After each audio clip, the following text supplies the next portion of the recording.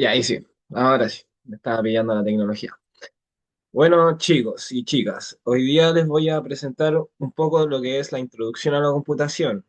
Vamos a ver fundamentos de la computación, vamos a ver historia, un poco de la historia a través de los años, cómo ha evolucionado, de dónde partió hasta dónde estamos más o menos en la computación. Vamos a ver un poco de pensamiento computacional que se le dice, que es como la forma en que uno piensa para que también entiendan las máquinas y entiendan los humanos, o sea, que haya una comunicación ahí entre humano y máquina, y así se le dan las instrucciones a la máquina para después que ejecutes algunas cosas, pues aplicaciones o máquinas que se crean específicamente por una función. También vamos a aprender un poco de Python, que no sé si lo conocen, es un lenguaje de programación muy útil, que se utiliza en varias empresas, en varios lugares del mundo, y aparte es fácil, ¿cachai? ¿Se entiende?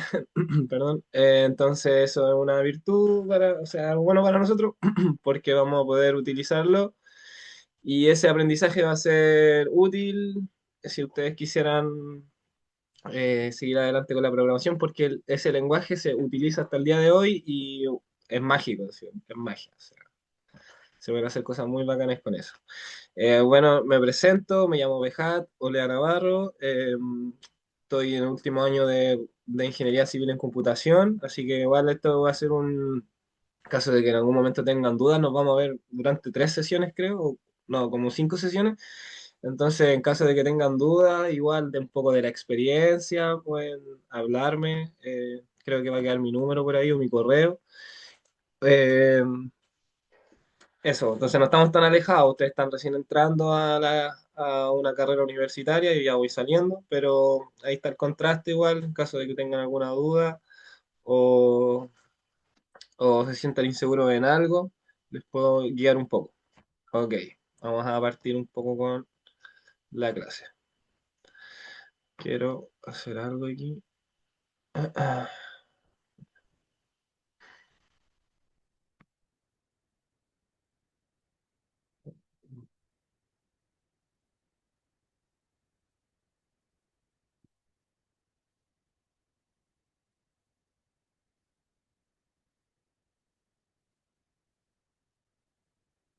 Se sigue viendo la presentación, ¿cierto?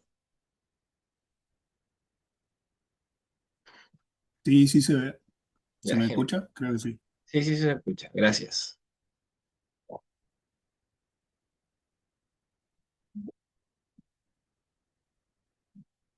Mm. Ya, entonces se ve la presentación, todo bien. Ya, a ver, ¿alguno de ustedes ha programado antes? ¿Ha hecho alguna línea de código? Ah, puede levantar la manito, puede escribir en el chat, puede activar el micrófono. Da lo mismo como se comuniquen, pero ¿alguien alguna vez aquí ha escrito una línea de código? Ya, y aquí veo algún par de respuestas. Hay un sí, hay un no y hay otro sí aquí. Ah, ya, genial. Ya, entonces quizás para esas personas se les va a hacer un poco familiares los temas. Ya, pero bueno, con esas experiencias, aunque sean poquitas o básicas, son útiles para entender un poco lo que se hace o cómo se hace. Porque si se dan cuenta, los que ya lo han hecho, eh, es algo raro que de una línea de texto, realmente de texto, pase a ser un programa, algo que guarda un dato, que ejecuta una función, una instrucción. Eso ahora es súper normal, pero si nos remontamos un par de años atrás, es algo súper novedoso igual, pues, ver algo por pantalla, algo escrito por un teclado, algo electrónico que se mostrara con pantalla, es algo novedoso para personas que quizás no están en esta época. Ah, bueno. Eh, entonces, para eso después lo que vamos a ver hoy día. Vamos a conocer un poco cómo evolucionó la computación desde el ábaco, que es un sistema que fue como los inicios de la computación, pero algo súper arcaico, o sea, bueno, hasta hoy en día que ya la computación evolucionó hace un par de años, o sea, estos últimos 4 o 5 años han sido de total cambio con el tema de las IAs. Entonces estamos justo en una época donde la vanguardia de la computación cambió, eso ya está claro. Bueno, vamos a entender más o menos cómo es un algoritmo, qué es un algoritmo, cómo se usa en la computación y cómo podemos verlo también aplicado en la vida real, un algoritmo. Aprender un poco del concepto de pensamiento computacional para que no es solamente llegar y aprender a programar, ya que a muchos, de hecho, a muchos nos cuesta programar, no es como la habilidad que sea más fácil de hacer, pero sí el pensamiento computacional es importante porque me hace pensar a mí cómo resolver un problema, cómo, cómo resolver un problema en base a computación, ya que las máquinas no entienden un lenguaje como español, inglés, francés, etcétera, sino que entienden su propio lenguaje, el lenguaje máquina. Entonces el humano se adapta un poco a ese lenguaje para poder resolver problemas de la vida cotidiana, en resumen. Bueno, vamos a escribir unas primeras líneas en Python. Vamos a usar variables condicionables, mostrar mensajes por pantalla y vamos a hacer los primeros códigos. Ya, vamos a partir por la historia de la computación. Para eso yo les traigo una línea de tiempo que se remonta desde años. De hecho, desde aquí podemos ver que el ábaco es de antes de Cristo, después se vienen otros productos más adelante. Eh, ya. Un segundo. Ah, ahí está.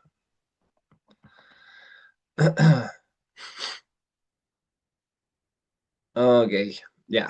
El ábaco. Dice. 3000 años antes de Cristo, el abaco, este aparato de bolitas,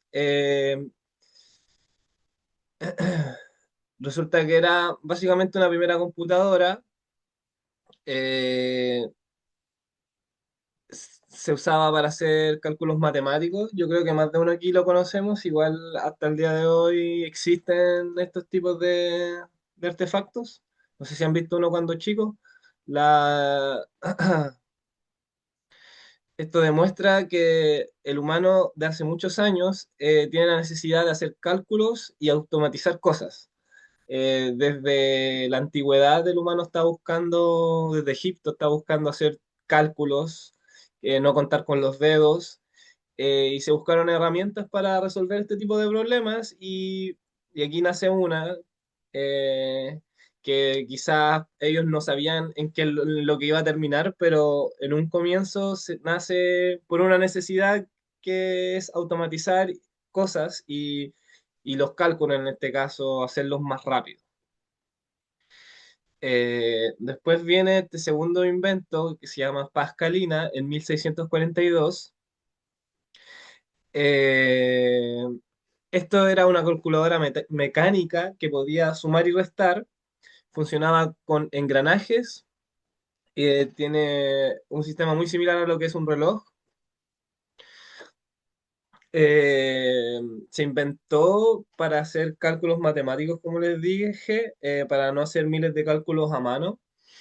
Eh,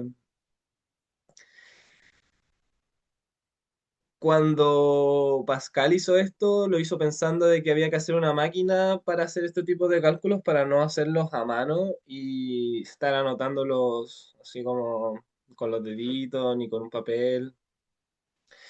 Luego, 19 años después de ese invento, se inventa la calculadora mecánica, que eso también es un buen avance para la historia. No lo pongo en esta línea de tiempo porque eh, no. no es lo mismo que un avance hacia la computadora.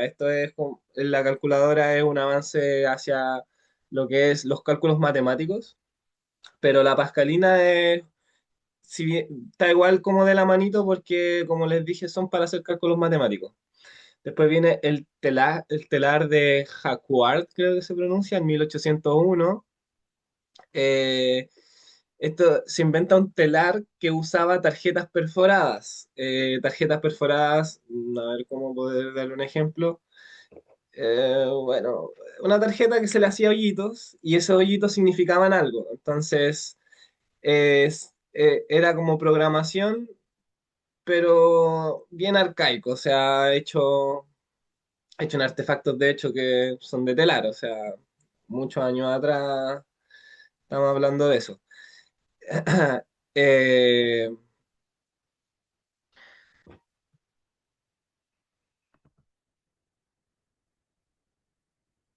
ya, a ver.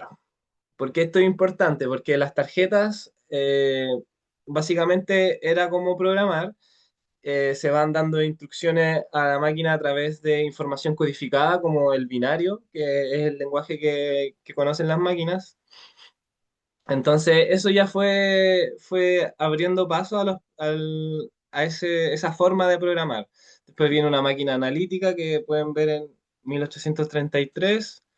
Eh, Primero era gigante, era de metal y engranajes, y también podía hacer cálculos matemáticos. En este caso, en este tipo de máquinas, que es la que está aquí, se pueden guardar números, hacer operaciones e imprimir resultados. Ya esto ya es un salto. Si se dan cuenta, ya guardar un dato ya es algo importante.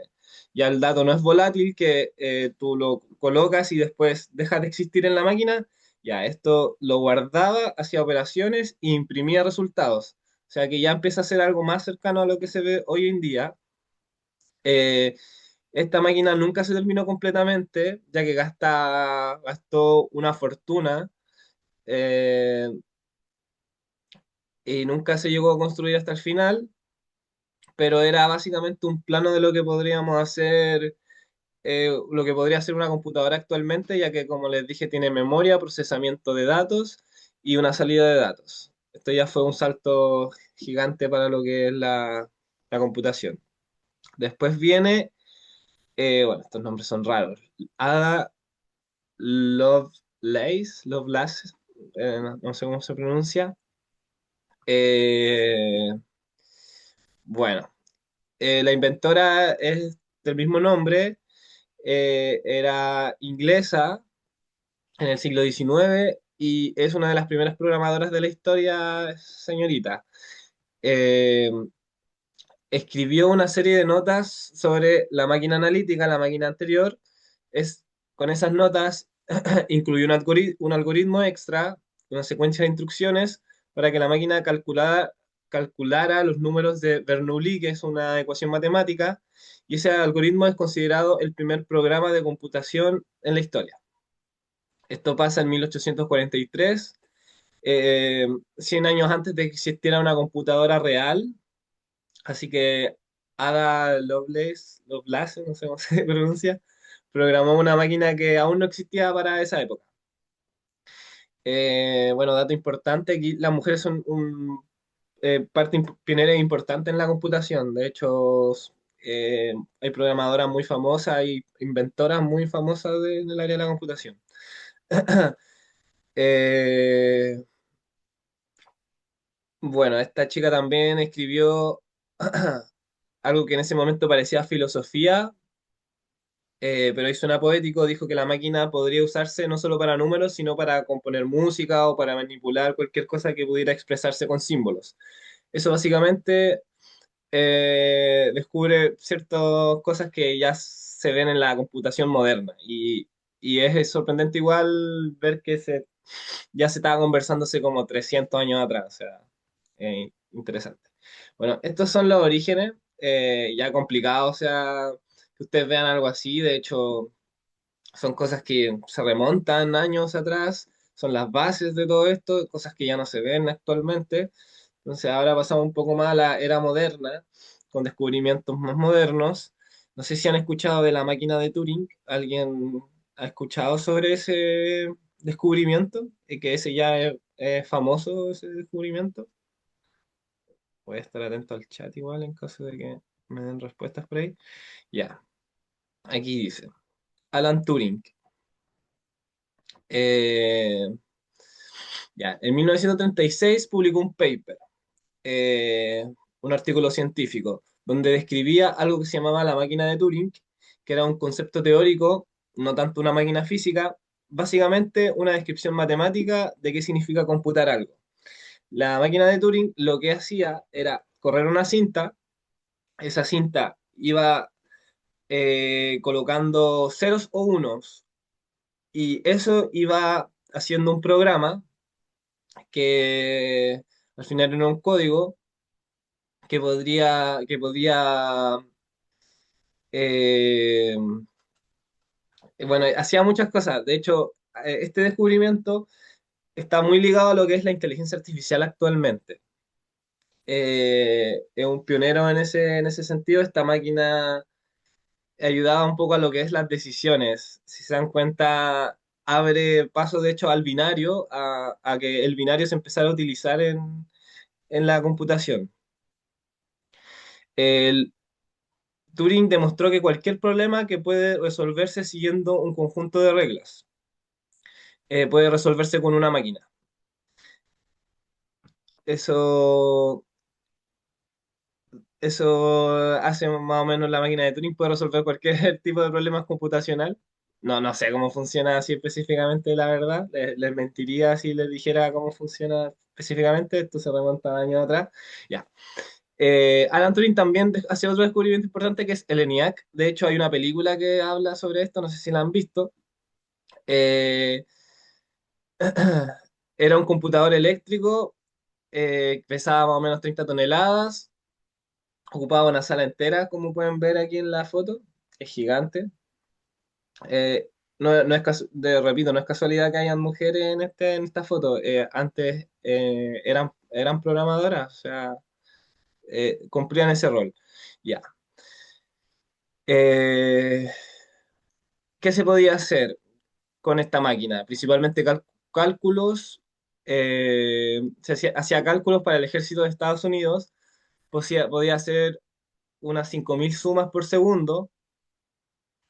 Suena poco comparado con lo que se puede hacer el día de hoy, pero el que podía calcular billones de operaciones por segundo en esos años, o sea, era, no sé, era como, tenía una ventaja tecnológica. De hecho, el ENIAC se usa para descifrar códigos y se ayudó para descifrar códigos nazis y así poder darle fin a la guerra con Alemania. Interesante descubrimiento igual para la tecnología, ya que evitó la guerra. Después viene, como pueden ver acá, la arquitectura de Bob Newman, que básicamente plantea lo que usamos actualmente como los computadores. Propone guardar el programa en una misma memoria de datos, como pueden ver acá en la foto, crea, en la arquitectura crea una parte de la memoria de datos. Antes esa información solamente era por cables, como pueden ver en el NIAC. Antes solamente se cableaba. Bob Newman dice, hagamos que las instrucciones también sean datos y los guardamos todos en memoria. También integra lo que es la CPU, que es como la parte que hace los cálculos en la computación, en la computadora. Es la parte que hace la parte matemática de la computadora. Y también propone que hayan entradas y salidas. O sea que ya se parece mucho a lo que vemos actualmente en computación. Nosotros entregamos una entrada en una aplicación, por ejemplo, ponemos una entrada, por ejemplo, cuando te preguntan, no sé, cuando te estás logueando a una cuenta, por ejemplo, a Google, tú pones tu usuario y tu contraseña, esa sería la entrada. Eh, Después, en ese perfil que te creaste, tú guardas tus datos, tu nombre, tu edad, etcétera, y eso se guarda en la memoria. Luego, no sé, tú en Google haces una búsqueda y ahí entra la parte de la CPU que hace los cálculos.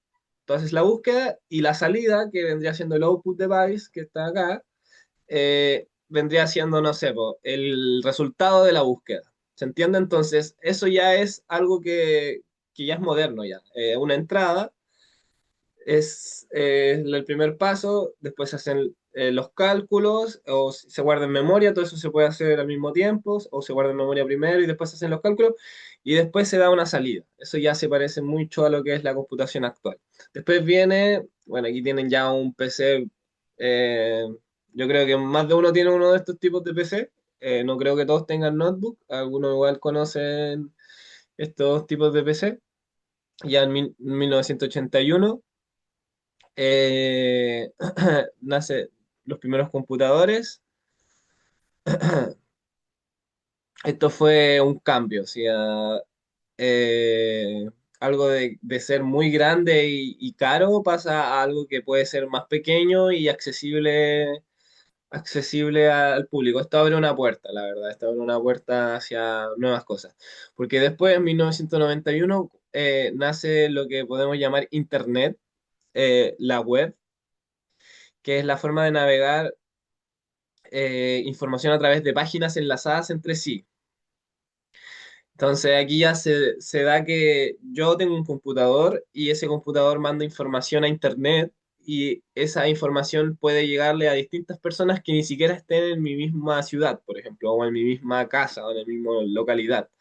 Ya esto conecta a muchos lugares del mundo en una misma plataforma como lo es la web y eso permite que, por ejemplo, ahora estemos teniendo esta sesión en donde cada uno está en su casa y yo mando la información a través de hecho aquí se manda la información, se mandan los datos, los datos que yo estoy mandando ya sea de voz, de video eh, o las aplicaciones que estoy compartiendo en este momento, se van a al internet y luego cada uno de ustedes en sus computadoras lo van recibiendo. Así que eso es ya un descubrimiento gigante para la computación. Luego nos saltamos a esta revolución digital, a lo que actualmente ya es la vanguardia. En 1998 se crea Google, en donde, bueno, ya todos sabemos lo que es Google, no tengo por qué dar mayor detalle, solo decir que es una de las empresas más grandes del mundo y que su algoritmo de búsqueda es uno de los más complejos jamás escritos. Por eso lo usamos hasta la actualidad, porque todos los podemos encontrar ahí. Hay de todo en Google. Y si se dan cuenta, por ejemplo, aquí es una imagen de un Google mucho más antiguo. De hecho, los botones, las letras que hay, se nota que no es el Google actual que usamos. Entonces, Google ya tiene sus años, ya no es tanta novedad tampoco para ustedes hablar sobre eso.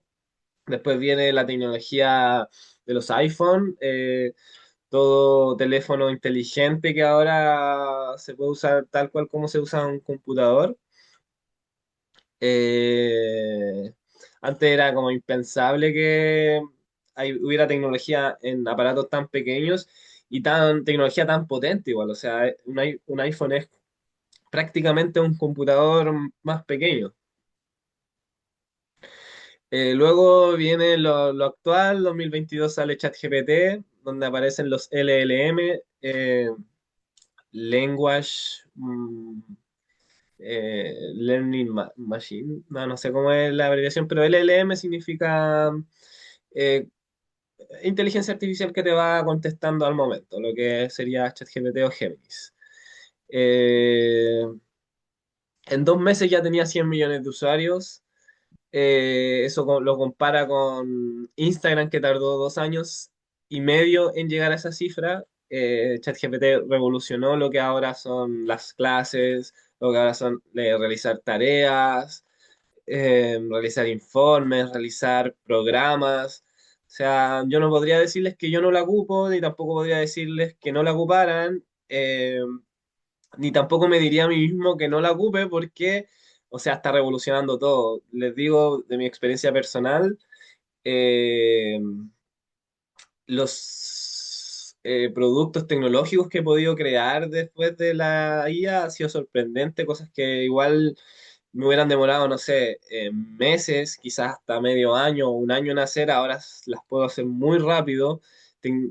Puedo crear tecnología de manera eh, rápida y eficiente. Entonces, bueno, para mí, que soy una persona que ya conocía de la computación antes de que salieran esta inteligencia artificial, fue bueno porque yo ya tenía las bases de la computación para poder aplicarlas.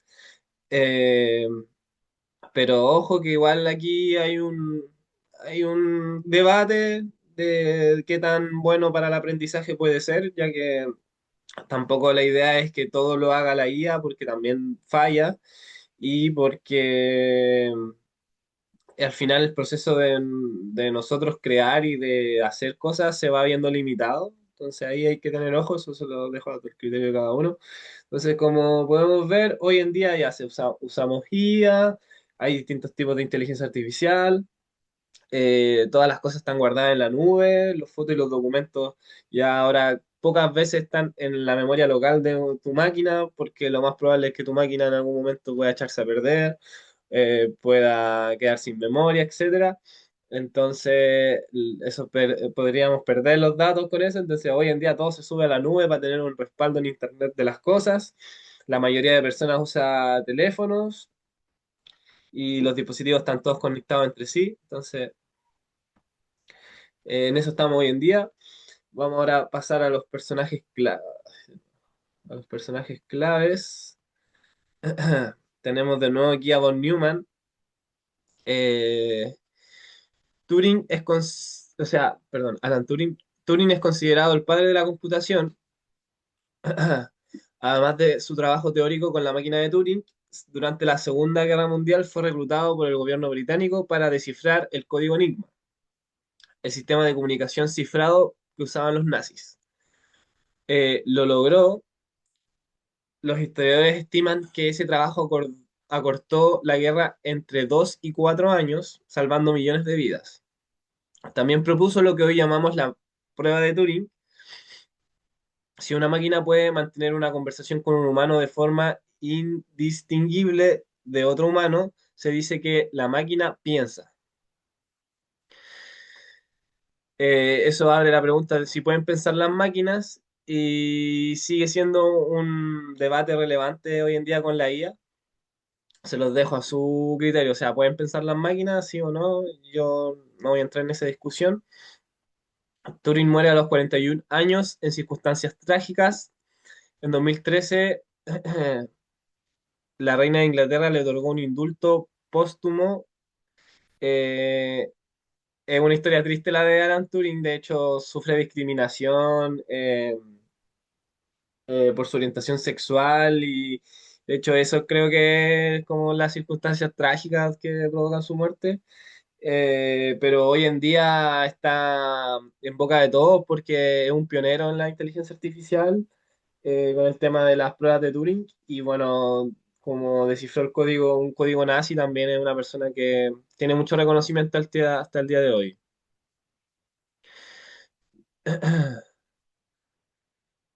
Eh, bueno, vamos a seguir adelante. Ya hablé lo que tenía que hablar de Ada, que no me sé su apellido. Pasamos a von Neumann. Eh, Bob Newman hablaba 6 idiomas, tenía memoria fotográfica, podía hacer cálculos complejos mentalmente en segundos. Los demás matemáticos lo consideraban de una categoría aparte.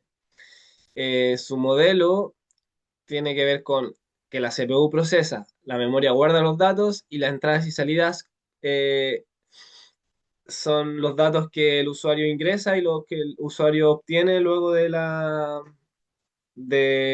operación.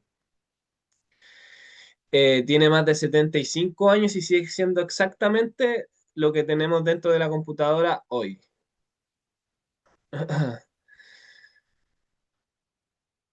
Eh, bueno, tenemos a Grace Hopper, fue almirante de la Marina de Estados Unidos y una de las programadoras más importantes de la historia. Inventa el primer compilador, que es un programa que traduce código humano a lenguaje máquina, y creó COBOL, uno de los primeros lenguajes de programación prácticos. Eh, En 1947, el computador Harvard Mark II dejó de funcionar, Hopper y su equipo buscaron el problema durante horas y encontraron que había una polilla en el coso, en la computadora, en el relé de la computadora.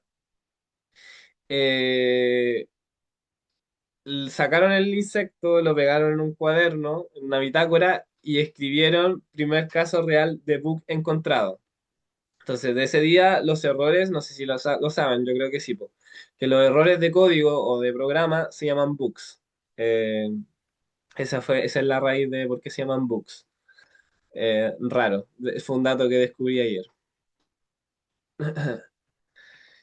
Ya, hasta aquí podemos ver estos datos relevantes. O sea, como para que se hagan una idea. Yo sé que suena raro y que yo les hable de computación muy antigua, pero hace como que hagamos el contraste de lo que es hoy las cosas. O sea, si se imaginan esto hace 200 años atrás, o sea, la gente quedaría impresionada con las cosas que se pueden hacer actualmente, que no se podían hacer hace años atrás.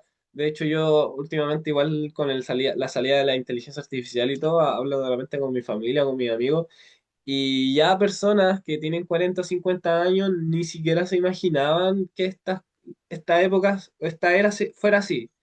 Menos con la inteligencia artificial. O sea, ya antes era raro o novedoso tener un teléfono, llamar a otra persona, buscar información en el computador ya era raro para las personas.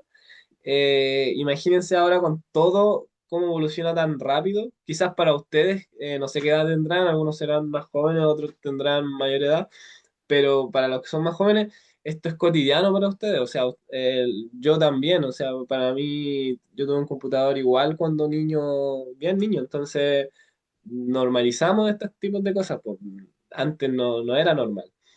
Bueno, hay más de o sea, hay aproximadamente 7 billones de teléfonos en el mundo, con aproximadamente 6 billones de usuarios de Internet.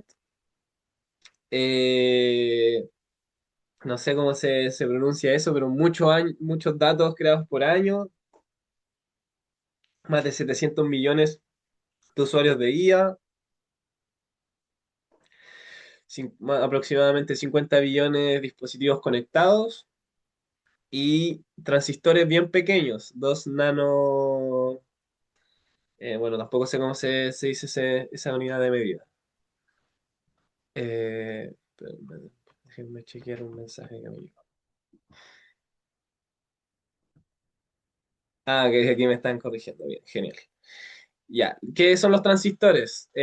Los transistores son piezas muy pequeñas que tienen los computadores que se utilizan para, eh, a ver, son eléctricos y dan una señal de 1 o 0.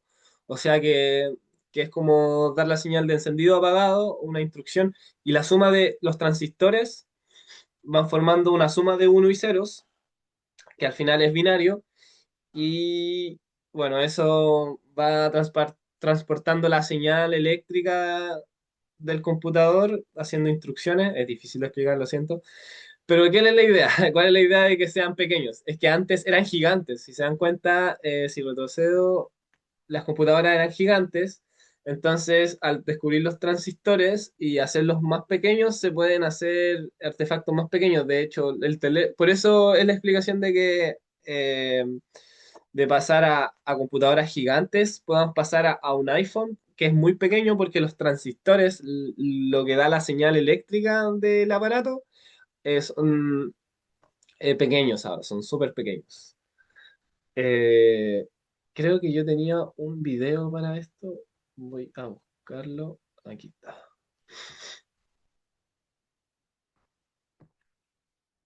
Eh,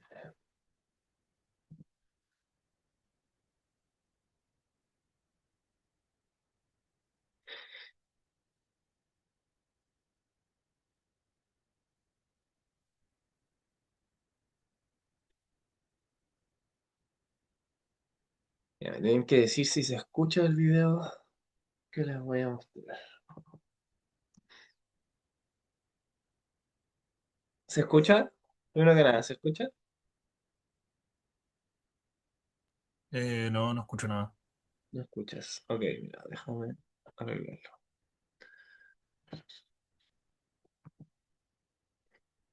Mm,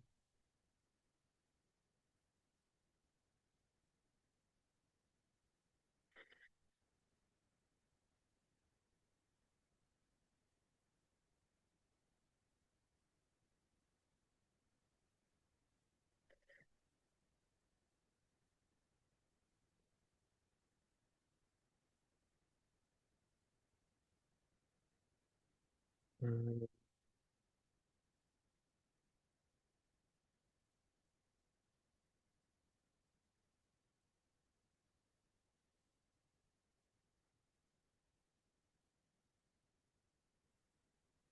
no sé cómo hacerlo para compartir el audio.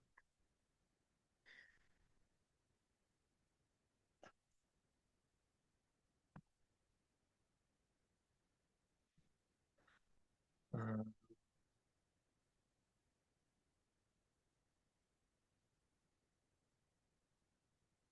se sigue sin escuchar, po. Sí, sí, sigue sin escuchar. A ver.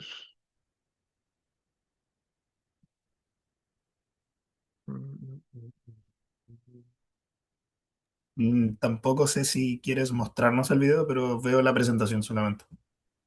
Ah, y ahí está el problema. Genial. Debe ser eso que estáis transmitiendo la presentación. Ahí está entonces. Tac. Ya, ahí están viendo un video, ¿cierto? Sí, ahora sí. A ver, dime si se escucha. No, no se escucha. Sigue sin escucharse.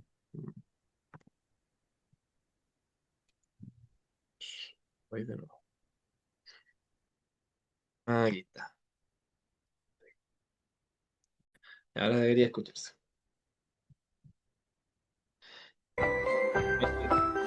Había una vez un enanito llamado Tiempo.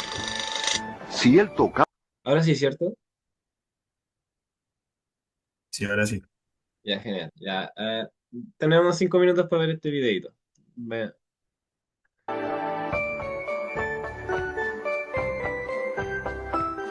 Había una vez un enanito llamado Tiempo.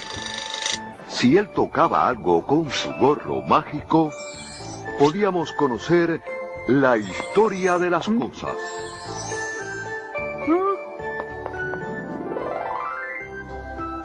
La computadora es uno de los inventos más maravillosos del hombre. Con ella podemos hacer cosas increíbles. Ordene, mi amo. Ya desde la antigüedad se buscaba la forma de calcular con rapidez. La palabra cálculo significa piedrecitas, por el tipo de ábaco usado en Roma para sumar y restar. Luego aparecieron el sactal de cuentas y el ábaco oriental. Mas el mundo se fue complicando y las cuentas también. En 1642, Blas Pascal inventa una máquina que suma, resta y guarda los resultados. De ellas surgieron otras máquinas que también multiplicaban y dividían. 191 años después, se piensa en una calculadora casi automática. Fue en 1833 cuando Charles Babbage ideó un equipo gigantesco movido por vapor que recibía los datos con cartones perforados. Aunque este proyecto nunca se realizó, sí quedaron sus ideas. Y el tiempo pasó y el progreso hizo que el hombre, además de calcular, necesitara guardar muchísima información. Por eso el ingeniero Herman Hollery inventa una máquina para censar la población de Estados Unidos en 1890. Funcionaba con electricidad y tarjetas perforadas.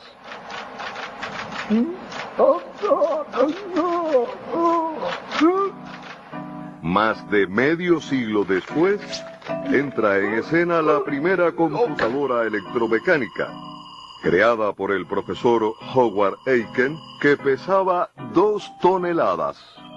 Finalmente, en 1946, John von Neumann inventa la primera computadora programable, la que podía memorizar datos e instrucciones, y utiliza por primera vez, en lugar del sistema decimal, el binario. Pero fue la UNIVAC 1, construida en 1951, una de las primeras computadoras como tal. Estas eran caras, lentas, enormes y pesadas. La UNIVAC utilizaba miles de tubos al vacío. Pero en 1958 se inventa el transistor. Unos años después se crea el circuito integrado o chip. Un chip contiene cientos de miles de transistores microscópicos. Luego estos se unieron a otras piezas diminutas y surgieron los microprocesadores. Ahora un solo microprocesador tiene más memoria, capacidad y velocidad que una de las primeras y enormes computadoras. ¿Qué pasó con las tarjetas perforadas? Primero fueron sustituidas por las cintas magnéticas y luego por discos y disquetes. Con estos avances y el desarrollo de los programas y software, ahora el hombre posee un equipo capaz de calcular, procesar información, así como ordene mi amo, escribir, dibujar, diseñar, hacer música y muchas cosas más. Surge así una nueva ciencia, la informática. Y con el Internet, una nueva era de la comunicación entre los hombres.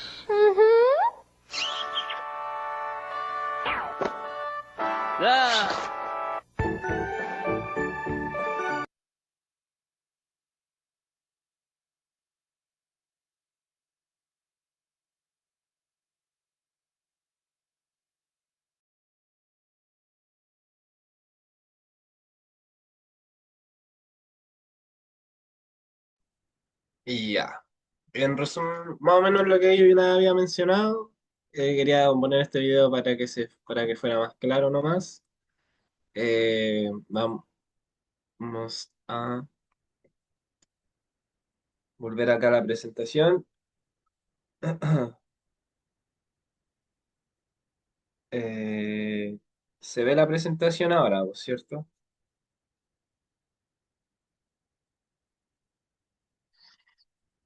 Dame un segundo.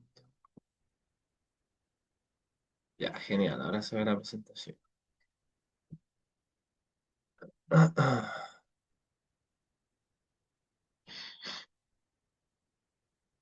Ya, pasamos a la parte 2 de la clase, que son los algoritmos y pensamiento computacional.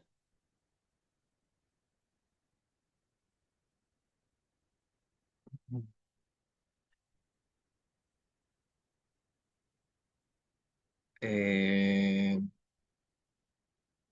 ya, vamos a intentar de aprender un poco cómo piensa un computador. Eh,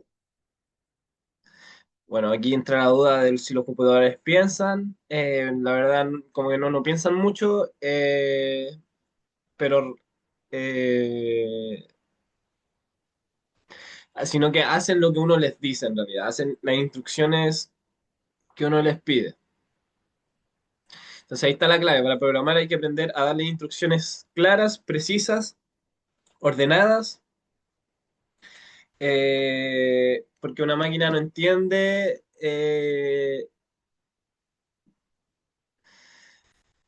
si la máquina no entiende el programa, no puede ejecutarla sin problema. O sea que va a haber un problema si el código no está correcto o si la instrucción no está correcta.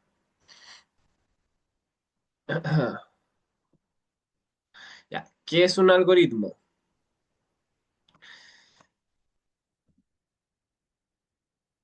Un algoritmo es una lista de pasos ordenados. Dame un segundo que no se me quita esto.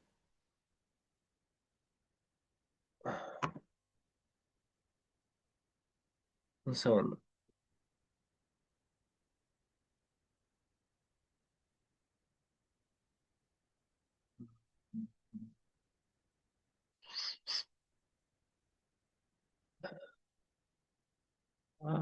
Algo que me está molestando aquí.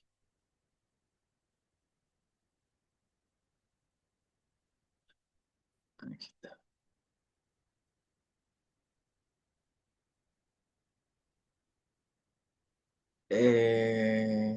Ya. Un algoritmo es una lista de pasos ordenados y claros para resolver un problema. Es más o menos así de simple, no es como un concepto matemático que no sea lo que estoy diciendo, sino que todos los días usamos algoritmos sin saber lo son. Por ejemplo, cuando van a preparar algo para comer, ¿qué hacen? Siguen los pasos. Primero calientan el sartén, después agregan aceite, después el ingrediente. Eso ya, ese orden de pasos ordenados para resolver un problema es un algoritmo específicamente. La receta de un plato de comida podríamos decir que es un algoritmo. Eh, ¿Dónde se usan estos algoritmos en aplicaciones que ya conocen? Bueno, Spotify, cuando se escucha una canción en Spotify y de repente les recomiendan otra canción que nunca habían escuchado, eso es parte de lo que hace el algoritmo. El algoritmo analizó todo lo que han escuchado, comparó con millones de otros usuarios con gustos similares y calculó qué probabilidad hay de que esta canción nueva te guste. Y por eso te la sugiere. Bueno, después tenemos Google Maps, que calcula la ruta más rápida. Cuando el Maps te dice, toma esta calle, toma esta otra, está ejecutando un algoritmo que calcula todas las rutas, ojo, posibles entre dos puntos, considera el tráfico en tiempo real, ya que esa información le va llegando a la aplicación, la velocidad permitida en las calles, los semáforos, y elige minimizar el tiempo. Y yo creo que ni se imaginan que hace todo eso porque lo hace en fracciones de segundo. Luego tenemos plataformas como TikTok y YouTube que decide qué videos te van a mostrar. El algoritmo decide qué video mostrarte después. Considera cuánto tiempo vieron cada video, qué videos completos vieron, a qué le pusieron like, qué buscaron antes, y predice qué tiene más posibilidad de mantenerte viendo el video. Intentan de buscarte videos que sean pegajosos. Por eso TikTok es difícil de parar. Tenemos Amazon, que ordena resultados por relevancia. Cuando buscas algo en Amazon, el orden en que aparecen los resultados no es aleatorio. Un algoritmo decidió ese orden basándose en relevancia, precio, reseñas, historial de compras y decenas de otras variables que usa para mostrarte un artefacto o un producto que te podría interesar. Entonces, si nos damos cuenta, estamos rodeados de algoritmos antes de trabajar directamente con alguno. Bueno, aquí de nuevo hago alusión a hacer algo en la cocina que también es un algoritmo. Eh, si nosotros nos vamos a preparar un té, tenemos que seguir, aunque queramos o no, un par de pasos. O sea, no podemos, no sé,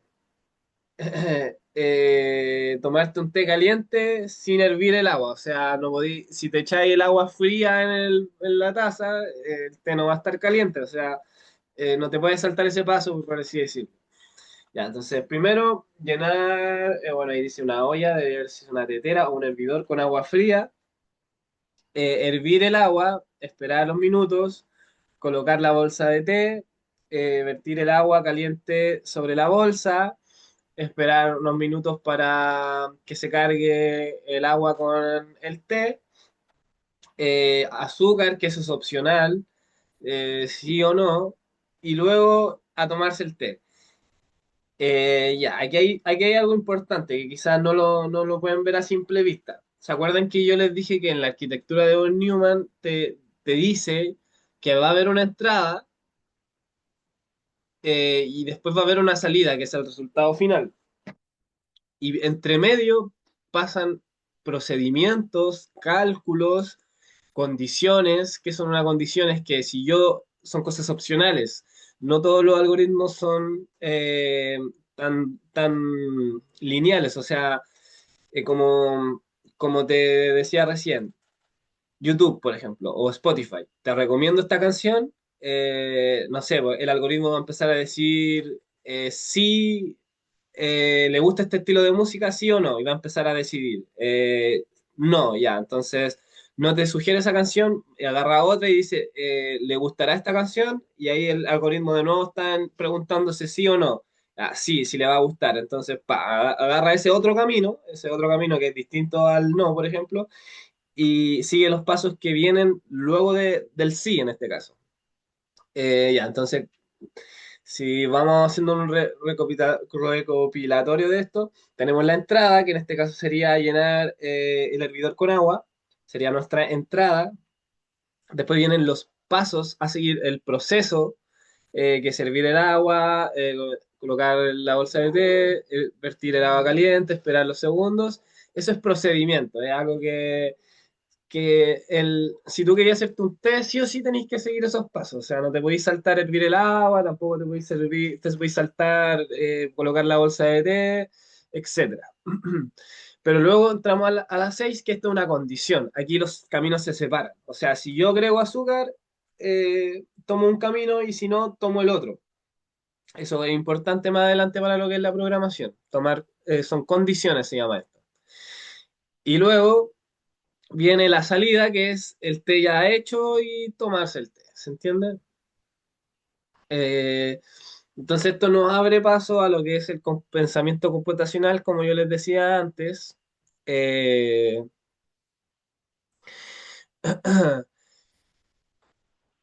eh, ya, primero tenemos la descomposición. Cuando tú tienes un problema grande y complicado, lo primero que deberíamos hacer es partirlo en pedazos pequeños. Por ejemplo, mi problema actualmente es mi tesis. Entonces, si se dan cuenta, es un problema grande que abarca, por ejemplo, yo estoy haciendo el informe, abarca muchos capítulos, son 5 o 6 capítulos de mucha información. Entonces, ¿qué hago yo? Lo divido en pedazos pequeños y parto primero con el capítulo uno, después quizás con el capítulo 2, con el 3. El uno también lo puedo dividir en subtemas, o sea, el mismo capítulo uno lo puedo dividir en en el subcapítulo uno, en el sub 2, en el sub 3. Entonces, eso es una ley, por así decirlo, o algo que se utiliza muy seguido en la computación. De hecho, tiene un dicho que se llama divide y vencerás, eh, que es partir de un problema, perdón, grande y complicado y hacerlo pequeño y que se pueda resolver por partes. Luego tenemos el reconocimiento de patrones. Eh, si uno va a hacer una aplicación con 10 pantallas y se nota que las pantallas, que todas las pantallas tienen un botón de volver atrás, que funciona igual, o sea, de retroceder al paso anterior, que funciona igual, nos escriben 10 botones de retroceder 10 veces, o sea, lo escribes una vez y lo reutilizas. O sea, eso es reconocer un patrón y aprovecharlo. Si vamos a hacer páginas web que van a verse muy iguales, el diseño es igual y solo cambia el contenido, no tenemos por qué programarla 10 veces, la programamos una vez, la copiamos 10 veces y cambiamos simplemente el contenido que tienen las letras, ¿no? ¿Se entiende? No, no tenemos por qué volver a hacerlo todo de nuevo. Lo mismo para resolver problemas o errores. Cuando se ven ciertos errores, se arreglan de la misma forma. Se empieza a reconocer un patrón y se intenta de resolver el patrón del error para resolverlo más rápido. Bueno, después tenemos la abstracción. La abstracción eh, es enfocarse en lo importante e ignorar lo demás. A ver, aquí hay un ejemplo que es un mapa. Un mapa de la ciudad muestra las calles principales, los nombres de los barrios y los puntos de referencia importantes. No muestra cada árbol, cada casa, cada papelera. Si lo muestras todo, no serviría el mapa. Cuando programan, va a pasar lo mismo, van a hacer lo mismo. Decidir qué información es relevante y qué pueden ignorar. No necesitan saber cómo funciona el motor del auto para manejar. Eh, la, el punto es que, a ver, si yo tengo que resolver un problema, por ejemplo, eh, tengo que crear el juego del ajedrez, por ejemplo, ¿qué haría yo? O sea, yo me enfocaría quizás antes del tablero, antes de enfocarme en crear el tablero de 8x8, me enfocaría más en programar los movimientos de las piezas, por así decirlo. Cómo se mueven las piezas, cómo son las reglas del juego. El tablero de 8x8 igual es importante, pero eso, de eso se trata la abstracción. O sea, primero enfoquémonos en lo importante. Concentrémonos, porque, ¿por qué? Tiene un sentido también lógico, también del humano, del pensamiento, de que eh, entre más nos concentremos en una misión, mayor va a ser nuestra eficiencia al resolver el problema. O sea, que si tengo un problema muy grande que resolver, la idea es enfocarme en lo más importante de ese problema para así no dejarme llevar por los problemas más pequeños, porque si no empezamos a enfocar en el sistema completo y en resolver de igual manera o de igual importancia los problemas pequeños con los problemas grandes, o sea, créanme que primero que nada el cerebro va a explotar y segundo, no van a ser lo suficientemente eficientes para lograr resolver el problema. Tiene lógica, de hecho. Ya, ok. Pasamos al cuarto, es el algoritmo. Crear los pasos exactos para resolver el problema. Una vez que descompusiste el problema, encontraste los patrones, abstrajiste lo que no importa, lo sacaste, creas la secuencia de pasos que lo resuelve.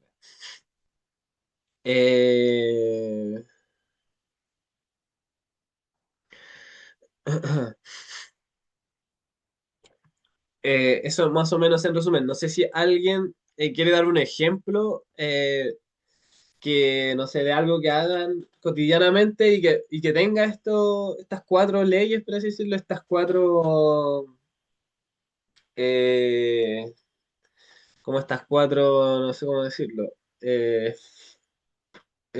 bases de la computación, tienen así como, no sé, po, algo que hagan y que necesiten, no sé, pues dividirlo a veces el problema para poder resolverlo, reconocer ciertos patrones. No sé si alguien aquí hace deporte o se dedica a algo fuera de lo que son los estudios, no sé, y que tengan que resolver de repente problemas importantes, que es mejor dividirlo, es mejor crear alguna secuencia de pasos para resolverlo. ¿Alguien tiene algún ejemplo de ese estilo? Con mi papá, cuando salimos a trabajar, él es mecánico, arregla varios tipos de motores en Viña. Genial. Entonces, cuando se presenta alguna falla en algo, sí o sí tenemos que aplicar la descomposición porque puede ser un problema Mm, muy pequeño o puede ser un problema muy grande. Entonces, ahí es donde se aplica eso. Y también se puede reconocer lo de los patrones, porque al final uno cuando desarma eso se da cuenta que tiene una secuencia que se puede seguir y es mucho más sencillo si uno se da cuenta. interesante, sí, de hecho, eso es un ejemplo perfecto, ya que, claro, es necesario dividirlo en partes. Yo no soy mecánico y no conozco mucho de mecánica, pero sí reconozco que los sistemas mecánicos son de piezas pequeñas, o sea, piezas pequeñas trabajando entre sí y que de repente forman subsistemas y esos subsistemas forman el sistema más grande. O sea, que para resolver un problema de esos hay que dividirlo. Así, un muy buen ejemplo porque es muy similar a lo que pasa en la computación, de hecho. Programas que son muy grandes y es mejor no verlo como un programa completo, sino verlo como subpartes para poder ir arreglándolo. Gracias, muchas gracias por tu respuesta. No sé si alguien quiere dar otra respuesta, algo que también lo apliquen en su vida cotidiana.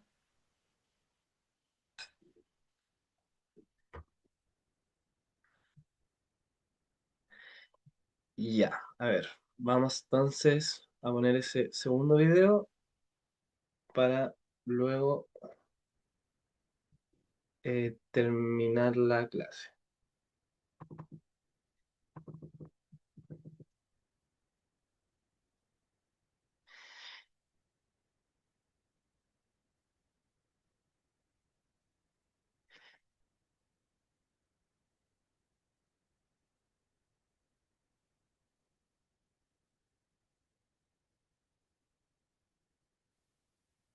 About breaking into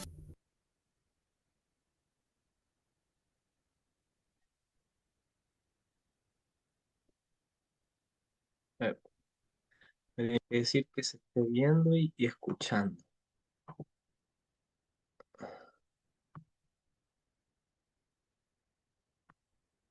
Ya, este video no lo puedo traer en español, pero voy a asumir que saben inglés. No, mentira, le puse un par de subtítulos.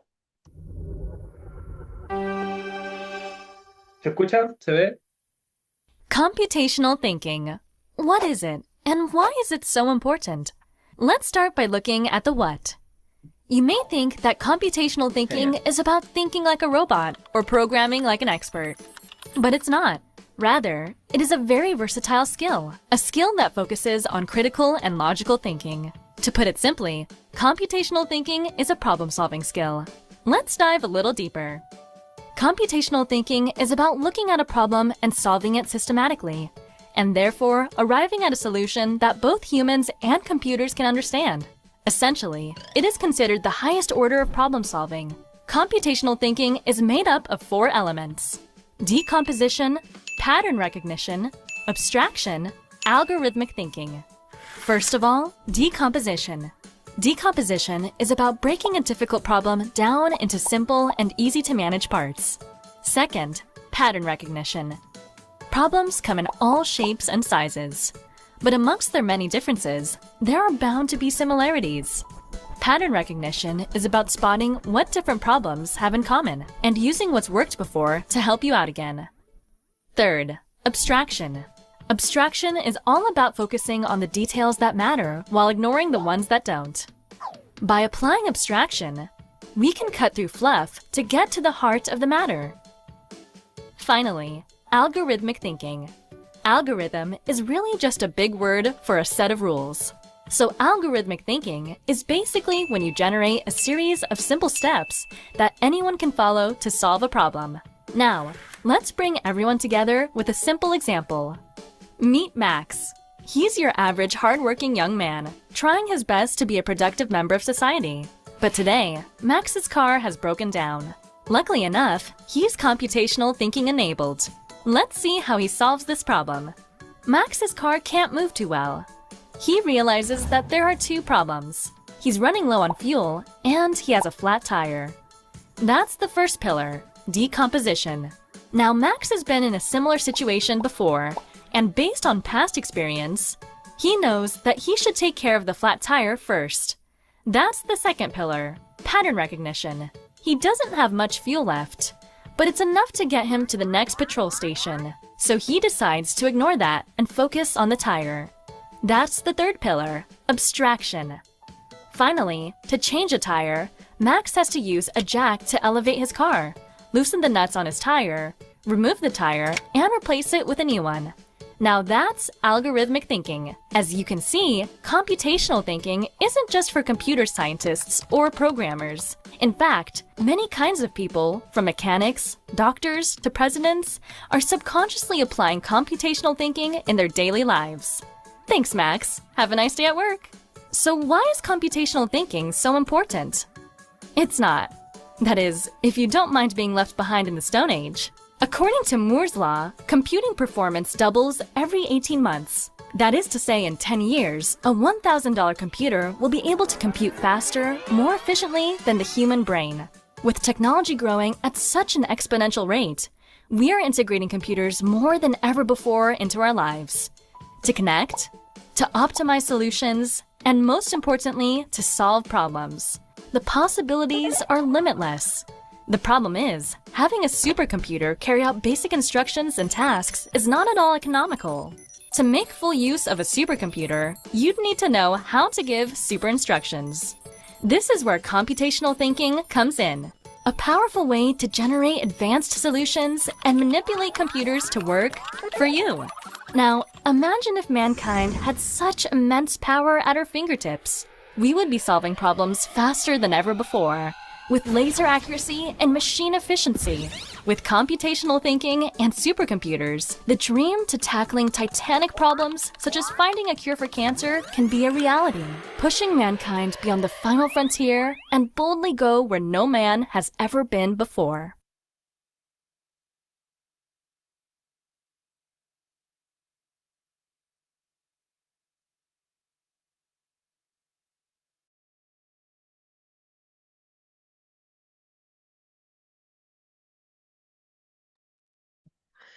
Ya, ese fue el video para que sea un poco interactiva igual la sesión. Se dan cuenta más o menos, era lo que ya les había mencionado. También estaba más o menos el ejemplo que mencionó el compañero. Eh, también está decir que no solamente esto sirve para la computación, también sirve para el pensamiento de día a día, para resolver ciertos problemas.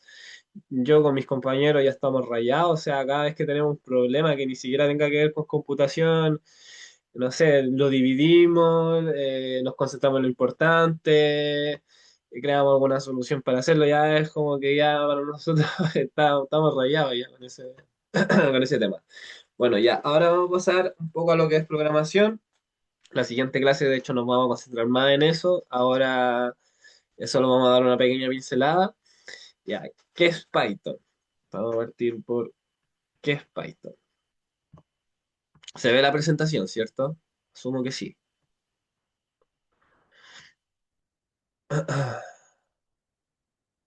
Sí, genial. Genial, genial, genial. Ya. Python es un lenguaje de programación. Un lenguaje de programación es básicamente un idioma que los humanos usamos para darles instrucciones a los computadores. Eso es importante. Igual que existen distintos idiomas humanos, como español, inglés, chino, etcétera, existen distintos lenguajes de programación. Python, Java, JavaScript, C++, entre muchos otros. ¿Por qué aprender Python y no otro? Primero, es el lenguaje más popular del mundo, número uno en el ranking TOD de 2024-2025, más de 10 millones de desarrolladores activos tiene este lenguaje. Segundo, lo usan empresas como Google, Netflix, NASA, Instagram, Spotify. No es un lenguaje que sirva como solo de aprendizaje, o sea, es de producción real. Tercero, es gratis. Lo descargan, lo instalan y es libre de usar para siempre. Cuarto, y el más importante para nosotros, como personas que están recién integrándose en este mundo, es fácil de leer. La sintaxis de Python se parece mucho al inglés, a diferencia de otros lenguajes que tienen muchos símbolos, paréntesis, llaves. Python es limpio y legible. Para aprender a programar es ideal. Fue creado en 1991, el mismo año que más o menos se creó la web, y desde entonces no para de crecer. Funciona en Windows, Mac, Linux, sea cual sea el sistema que tengan, Python funciona. Así que no puedo vendérsela más bonita porque Python es mágico. Es magia pura Python. Ya. Se pueden hacer desde programas muy básicos hasta programas muy poderosos, muy robustos. Ya, chicos. Primero, eh, vamos aquí a la primera función de Python que vamos a aprender. Se llama print. No sé si saben que print significa imprimir en español. O sea que lo que hace es mostrar texto por pantalla, imprimir texto por pantalla. Tú le dices a Python, muéstrame esto, y Python lo va a hacer. Ya, ¿qué es lo novedoso aquí? Es lo que yo les mencionaba anteriormente. Ahora es normal, o sea, es súper normal que yo escriba este texto que ven aquí en la presentación, por ejemplo, print hola mundo, y que eso después sea el resultado de mi programa. Ya, ustedes dicen, no, que fome, o sea, solo pueden escribir eso. Yo que ya estoy rayado en este tema, me imagino que para las primeras personas ver que en una pantalla se mostrara lo que nosotros queríamos o la instrucción que nosotros dábamos por texto, después mostrarlo por pantalla para que lo puedan ver distintos usuarios, debe haber sido pero el santo grial para épocas pasadas. O sea, para nosotros es algo pero fome. O sea, para mí me costó tiempo entender eso, que quizás para mí es fome, pero para tiempo atrás fue un descubrimiento espectacular. Ya. Entonces, ¿qué se hace para hacer un print o una impresión por pantalla? Se tiene que colocar la palabra print, se abre un paréntesis, se abren comillas y se escribe el texto que queremos imprimir dentro de las comillas. Las comillas pueden ser simples o pueden ser dobles, sirven de las dos formas, pero tiene que haber comillas, porque si no hay comillas, Python no lo va a tomar como texto, lo va a tomar como una variable. De hecho, nosotros podríamos aquí imprimir otra cosa. A ver, mira, de hecho les voy a hacer los ejemplos interactivos de inmediato. Eh, denme un segundo. A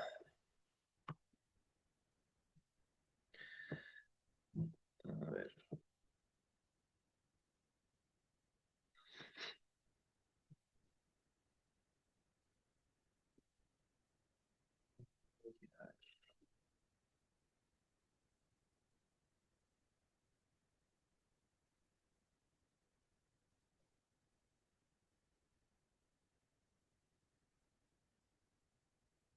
Denme un segundo, chicos. Eh, Screens. Ya, se ve aquí. Yo abrí otra cosa, se llama Google Colab, que es una herramienta de Google que nos va a permitir programar en Python sin necesidad que lo instalen. Es como para practicar. Entonces yo aquí coloco nuevo notebook, me va a mandar a un nuevo coso. Si se dan cuenta, Google Colab. Ya. Y aquí me permite programar. No es una interfaz tan bonita, no es algo tan bonito, pero acepta Python esto, es para programar, es para practicar, de hecho. Entonces, si yo se dan cuenta, yo coloco aquí print, que es la palabra imprimir, y coloco, eh, bueno, si coloco así, por ejemplo, no va a servir, de hecho me va a tirar un error lo más probable porque, ¿qué es Hola Mundo? O sea, no sabe qué es. Pero si yo aquí, eh, espera, se está compilando. De hecho, ni siquiera, yo creo que ni siquiera lo va a hacer, o sea, ni siquiera lo va a lograr. Pero si yo pongo comillas, mira, ahí me dio el resultado y fue un error. Pero si yo coloco las comillas, Python dice, ah, ya, esto es texto. ¿Y cuál es la instrucción? Que yo imprima este texto. ¿Se dan cuenta? Entonces, aquí ya tenemos el primer ejemplo. Eh, no sé si necesitan quizá otro. Eh, a ver, voy a colocar las comillas simples.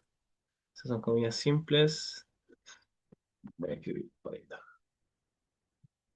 Y ahora no solo escribe Hola Mundo, sino también escribe Python. Ya. Esa es la primera función que vamos a aprender de Python, la que se utiliza para escribir cosas por pantalla. Vamos por la segunda, ya que queda poquito tiempo. Se ve la presentación y al mismo tiempo se ve donde estoy programando yo, ¿vos, cierto?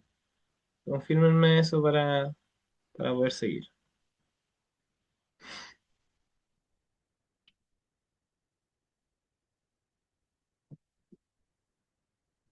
Ya, bacán, genial. Luego venimos por guardar información. Variables. Una variable es como una caja. eh,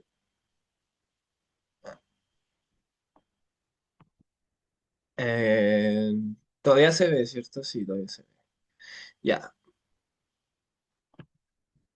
ya. Una variable es como una caja con una etiqueta que guarda un dato para poder usarlo después. Si se dan cuenta, aquí Ana es el nombre de Ana está guardado como un texto porque tiene comillas en la variable nombre. Eso es lo que está diciendo, que el dato Ana se guarda en la variable nombre.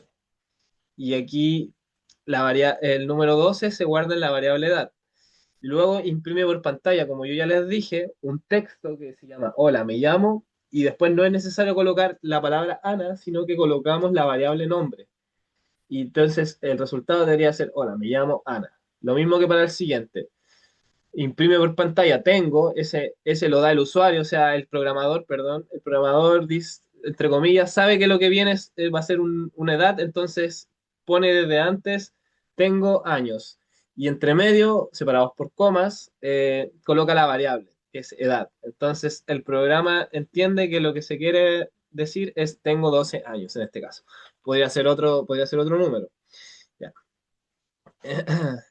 Aquí hay que poner ojo a algo. El igual que sale ahí en programación eh, no significa es igual a, o sea, como en matemáticas diciendo que nombre es igual a Ana, sino que lo que significa es que guarda esto en esta caja. O sea que guarda, no sé, 12, guarda el número 12 en la variable edad. O sea que es como guardarlo en una caja. No sé si se entiende. Eh, déjenme seguir. ¿Por qué son útiles las variables? Porque si quiero cambiar el nombre de la persona en el programa, solo cambio una línea. O sea que solamente cambio lo que contiene nombre, cambio la caja. O sea, cambio el contenido de la caja sigue estando. Y todo lo demás se actualiza solo. O sea que si yo tengo imprimido 10 veces la variable nombre, va a imprimir en este caso 10 veces Ana, pero si yo cambio Ana por Javier, se va a imprimir 10 veces Javier. O sea que no necesito cambiarlo 10 veces, sino solo necesito cambiarlo una vez. Eh, Voy a hacer el ejemplo acá. Eh, Creo que sí, ya. Entonces,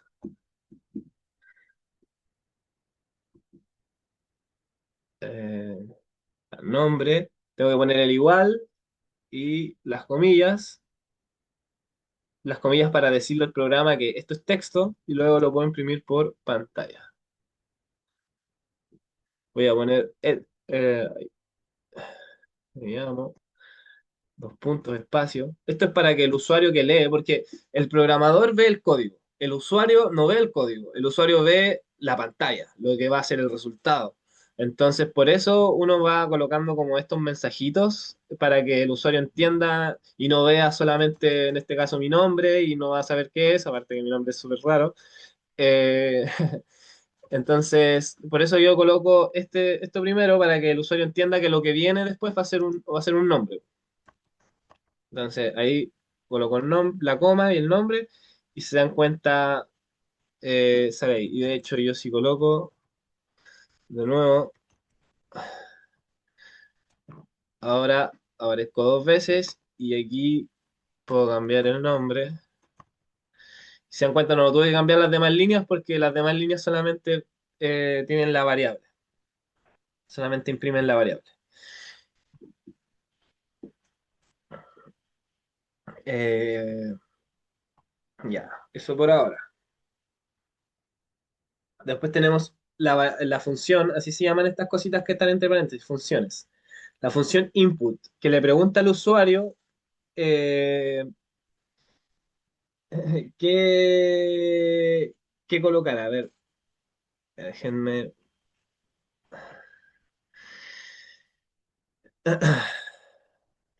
Ah, ujú. Ya. El programa le pregunta al usuario qué quiere meter a su programa. O sea, input de hecho significa entrada. Eh, si se dan cuenta acá, eh, ya el usuario, a ver, el programador nos está dando el nombre acá, o sea, como que no está asignando el nombre, no le está asignando un valor. Lo que está haciendo es colocar la función input para que el usuario ingrese el nombre, para que el usuario referente a la persona que va a usar la aplicación, miren, mejor les doy el ejemplo aquí. acá, bien, si se dan cuenta, eh, la misma nombre igual a input eh, ingresa nombre, dos puntos, espacio. Esto lo que está acá, este texto que está acá, lo que está haciendo es solamente guiar un poco al usuario en qué tiene que hacer. No sé si me explico. No es que yo le esté asignando esto a la variable nombre, sino que al haber un input aquí, al haber el input, lo que está haciendo es, va a recibir un valor desde antes. Miren. Por ejemplo, aquí yo ya ejecuté esto y ¿qué está haciendo? Me está mostrando el ingresa nombre, yo ya soy, aquí ya estoy siendo el usuario. No, supongan que esto no lo estoy viendo porque el usuario no ve lo programado, el usuario solo va a ver esto. Aquí lo que está entre cadenas es ingresa nombre, pero lo que yo realmente tengo que hacer es ingresarlo de acá. ¿Se entiende? Y entonces yo al ingresarlo acá, la variable quedó guardada en nombre. ¿Se entiende? Como que aquí mi nombre quedó guardado acá. Pero yo no lo mostré por pantalla, solo lo guardé. Entonces, si lo quiero mostrar, eh, como aquí, tu nombre es dos puntos, espacio, eh, la coma, nombre.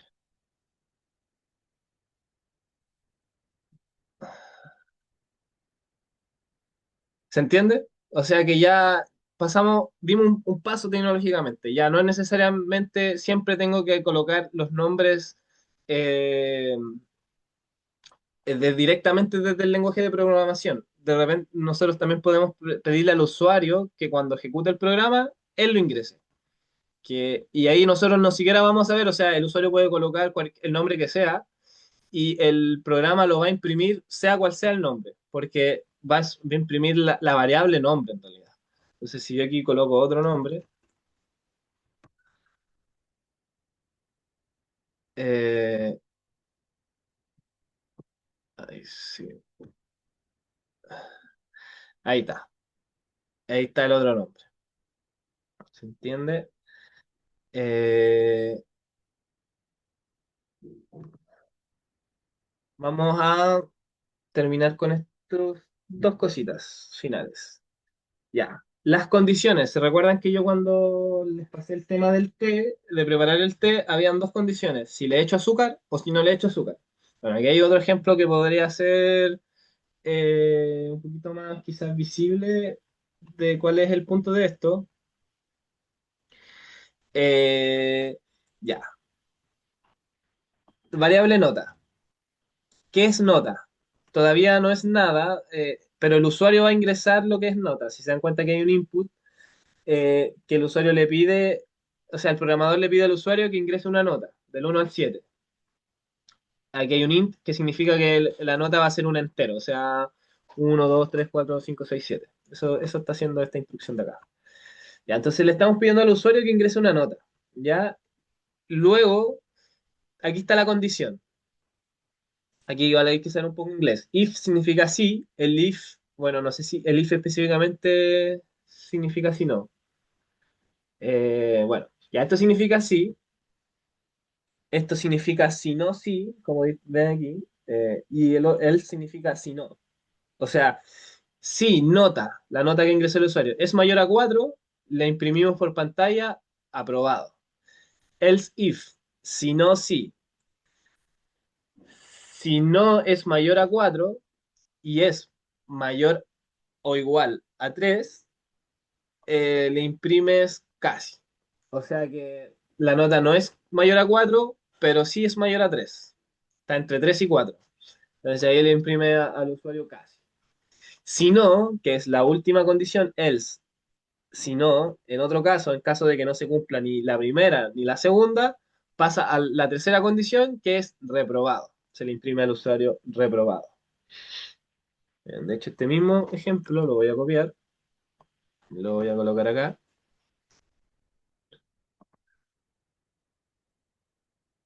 Creo que no lo puedo copiar.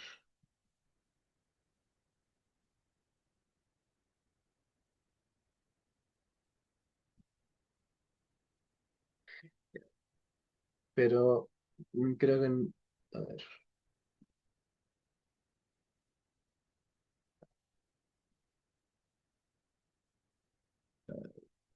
que a ver, es que si lo hago me voy a atrasar mucho, entonces no quiero que ustedes se vayan tan tarde. Lo vamos a hacer para la próxima clase, lo voy a mostrar, pero aquí quiero que entiendan la lógica. Eh, a ver, eh, de hecho, voy a agrandar la presentación. Se ve en grande la presentación, ¿cierto?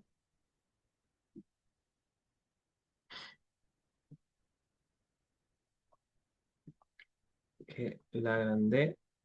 ¿Se ve en pantalla completa la presentación? Sí, ya. Ya, entonces pongan atención aquí a lo último. Ya, parte importante de esto, las condiciones. Pues lo vamos a repetir la próxima clase, pero entiendan la idea. Si no, primera condición, si es mayor a 4. Segunda condición, si es mayor a 3. O sea, ya no es mayor a 4, o sea, está entre 3 y 4. Y la tercera es que esté por debajo de 3. Entonces, ¿qué hace esto? Hace que el usuario, o sea, que el programador no tenga que a cada rato verificar la nota, sino que el programa solo va a verificar la nota y lo va o dejarlo acá, o dejar que caiga, ay, chuta, dejar que caiga acá, dejar que caiga acá el programa, o dejar que caiga acá. No va a caer en los tres, ojo, porque no puede pasar que estas tres condiciones se cumplan al mismo tiempo. O sea que si cumple esta, se salta las demás. Si cumple esta, se salta la de abajo. Y si se cumple esta, es porque no se cumplió ni la primera ni la segunda.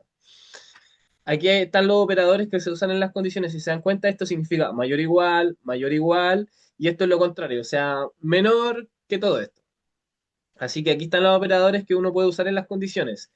Por ejemplo, nota igual a 4 nota, esta nomenclatura que está acá con un signo de exclamación y un igual, es distinto de 4, esto es mayor a 4, esto es menor a 4, esto es mayor o igual a 4 y esto vendría siendo a menor o igual a 4. ¿Se dan cuenta? Todas estas nomenclaturas sirven y es lógico, o sea, si nosotros nos ponemos a pensar a la hora de programar, nosotros necesitamos todas estas nomenclaturas porque ahora son notas, pero podría ser otro ejemplo. De hecho, por ejemplo, podría ser al revés. O sea, podría decir, si nota es menor que 4 reprobado. Y esa es la primera condición. Si nota es mayor a 4 aprobado. ¿Se entiende? Ahí uno puede ir jugando con la programación. Pero aquí lo que está haciendo el usuario es ingresar, o sea, lo que tiene que hacer el usuario es ingresar una nota y en base a esa nota le va a decir si aprobó, si tuvo casi o reprobó.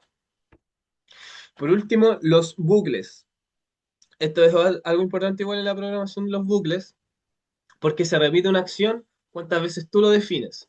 O sea que si yo, yo coloco, esta es la forma de hacer un for, de hacer un bucle, con un for, perdón. For i, donde i va a empezar en 1 y va a terminar en 6. Y lo que se va a imprimir aquí es i, si se dan cuenta, i, que esto es el i que está acá. Entonces, primero i va a ser 0, bueno, no, primero i va a ser 1, después i va a ser 2, después i va a ser 3, después i va a ser 4, después i va a ser 5. Si se dan cuenta, esta pura instrucción que está acá, estas dos líneas que están acá, hacen que ese print que está ahí, se repita 5 veces. Creo que este ejemplo lo podría hacer acá, porque es más corto, para que lo entiendan. For i in range del 1 al 6. Dice, para i en el rango de 1 a 6, dos puntos, print, yo podría imprimir i solamente para que se imprima los números. Mira, ahí si se dan cuenta. Esta instrucción se hizo, son dos líneas de código, pero con la instrucción se repitió 5 veces y más encima el número aumentó. O sea que eso es súper interesante. De hecho, si yo coloco 20, fíjense que lo hace las 20 veces. eh, y de hecho, si yo coloco estamos, ahí, me falta aquí, las comillas, estamos en el número, dos puntos, espacio, Aquí la coma va a separar el texto de la variable y tú. Eh, Fíjense. Fíjense que hice esto 20 veces solo con dos líneas de código. Por eso es la importancia de los ciclos. De hecho, yo podría hacer algo así para que lo entiendan. Más aún. Eh, 20, ahí, no, número es igual a 20. Aquí lo que estoy haciendo es 20 introducirlo a la caja número. Y lo que yo voy a hacer acá es número más, más i. ¿Qué creen que va a hacer esto? Sumó el 20 de número más el i, que va aumentando cada vez que el ciclo va aumentando, y dio el resultado de la suma de todo esto. Entonces, si se dan cuenta, es poderoso esto, porque ya esto, esto quizás no va a servir de nada, pero lo que nos permite es hacer un bucle de muchas repeticiones y hacer operaciones dentro de ese bucle. O sea que podríamos, aquí ya las posibilidades aumentan, más si suman que podemos crear condiciones como vimos anteriormente, aquí hace que esto aumente. Ya, a dar finalizado. Vamos a finalizar la clase. ¿Qué aprendimos hoy? Un poco de la historia. Aprendimos del Ábaco, de Alan Turing, de Ada, de von Neumann, Grace Hopper. Vimos computadoras como la ENIAC, la PC, la web, ChatGPT, vimos esos software. También estudiamos algoritmos, cómo resolver, pasos para resolver problemas, los algoritmos que se usan actualmente y cuatro pilares del pensamiento computacional. También vimos Python, donde vimos funciones como la función print para mostrar pantalla, el input para leer cosas del usuario, las variables para guardar datos, las condiciones para tomar decisiones y los for para repetir acciones. Aquí les dejo un mensaje que todo gran programador empezó exactamente donde estamos o están ustedes ahora. Y damos finalizada la clase. Eh, Quiero decir que la próxima clase vamos a hacer más hincapié en lo que es programación. De hecho, de ahora en adelante lo más probable es que le hagamos más hincapié a lo que es programación. Vamos a seguir en Python. Así que me gustaría que puedan tener instalado Python eh, o que usen esta herramienta que les doy acá, Colab, Google Colab, en donde van a poder hacer programar, practicar los mismos ejercicios que están en las diapos si quieren. Por ejemplo, yo aquí le puedo poner práctica, lo guardo, va a quedar guardado. Y ya yo creo que todos saben cómo usar esta herramienta, pero aquí pueden practicar, programar un poco, correr los programas para ver si están bien programados o no. Me gustaría que hagan esto. Voy a dejar un par de ejercicios igual, por si quieren practicar programación. Voy a dejar tres ejercicios fáciles que se los voy a subir con la profe. Y también una tarea que es para la próxima clase, que es, se las voy a simplemente mostrar, pero están las instrucciones aquí en la tarea. Se ve, ¿no? ¿Cierto? Un Word se debería ver. Y aquí es crear un artículo. Eligen un tema, que los temas están acá, aquí a la... espera, a ver, que está todo desordenado.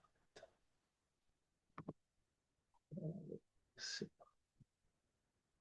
ya. Bueno, aquí está el nombre, la fecha. Crear un artículo corto entre 300 y 500 palabras. Aquí eligen el tema que quieran, sobre quien quieran hablar.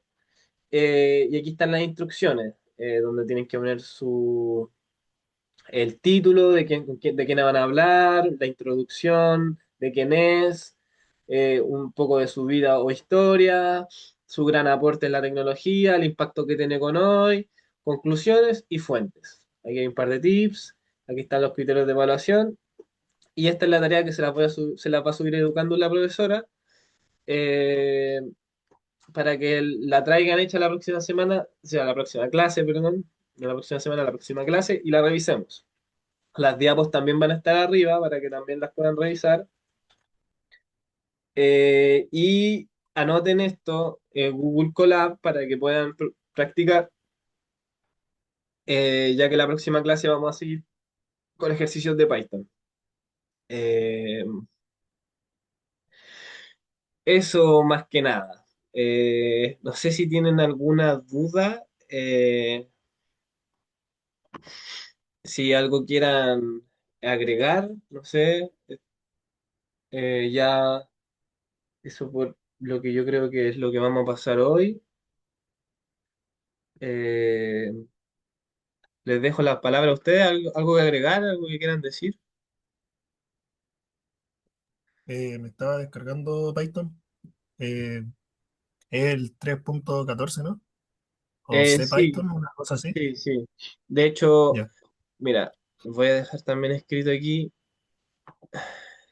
Lo más probable, vas a necesitar ¿cómo se llama? Un editor de texto para compilar los programas, po. Ahí, a ver. Les sugiero que vean videos para instalar Python, para correr programas en Python, o usen, no sé, pregúntenle a la IA qué poder descargar, cómo usarlo, si quieren usar Python local desde su computadora. Si no, pueden usar la herramienta que les di yo, que es Google Colab, que con esa pueden hacerlo en la web sin necesidad de descargarlo. Y eso. Voy a dejar un par de ejercicios ahí para los que quieran practicar. El artículo es obligatorio, lo tienen que tener para la próxima clase. Y eso, chicos. Si tienen dudas, me pueden hablar. Si tienen dudas de la materia, pueden decirlos ahora. Y si no, yo les los dejo libres. Espero que les haya gustado la clase. Para mí estuvo igual entretenido ver estos temas. Espero que para ustedes también. Si se dan cuenta, es interesante. Un mundo que no es tan complicado, menos ahora con toda la tecnología que hay. Eh, pero se pueden hacer muchas cosas, y es interesante en realidad. La clase de por sí a mí me parece entretenida, novedosa también, por los temas que se hablan. Así que eso, chicos, ya se pueden retirar, está todo bien. Espero que les haya gustado la clase. Nos vemos la próxima. Nos vemos. Chau, chau. Gracias igualmente. Chau.